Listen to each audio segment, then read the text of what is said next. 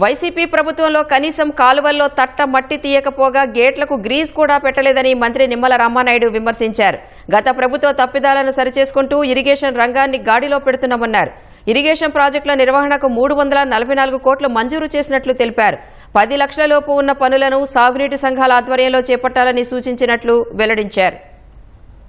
గతంలో 5 సంవత్సరాల వైఎస్ఆర్సీపీ పాలనలో ఈ మెయింటెనెన్స్ పనులన్నీ కూడా గాలి కొదిలేసినటువంటి పరిస్థితుల్లో ఏదైతే విధ్వంసకరమైనటువంటి ఇరిగేషన్ వ్యవస్థ ఏదైతే చేర్చారో దాన్ని మళ్లీ సరిదిద్దుకుంటూ అంటే గత ప్రభుత్వం చేసినటువంటి తప్పులను ఒక్కొక్కటి సరిచేసుకుంటూ 90 కోట్ల రూపాయలు రిలీజ్ చేసి ఆ వీడ్ రిమూవ్ కానీ అదేవిధంగా అత్యవసర పనుల నిమిత్తం డిజాస్టర్ మేనేజ్మెంట్ నుంచి 324 కోట్ల రూపాయలు నిధులు మంజూరు చేసి ఆ పనులు జరపడం కానీ మళ్లీ ఈరోజు 344 కోట్ల రూపాయలు అక్షరాల ఈ యొక్క ఓఎండ్ఎం మెయింటెనెన్స్ నిమిత్తం ఈరోజు నిధులు మంజూరు చేయడం అని అంటే గత 5 సంవత్సరాల పాలన పాపం నుండి మళ్లీ ఈ యొక్క ఇరిగేషన్ వ్యవస్థను మళ్లీ సాగునీటి వ్యవస్థను మళ్లీ ఆఖరి ఎకరం వరకు ఆఖరి రైతు వరకు కూడా ఆ సాగునీటిని తీసుకెళ్లాలనే ఆలోచనతో పనిచేస్తున్నాం.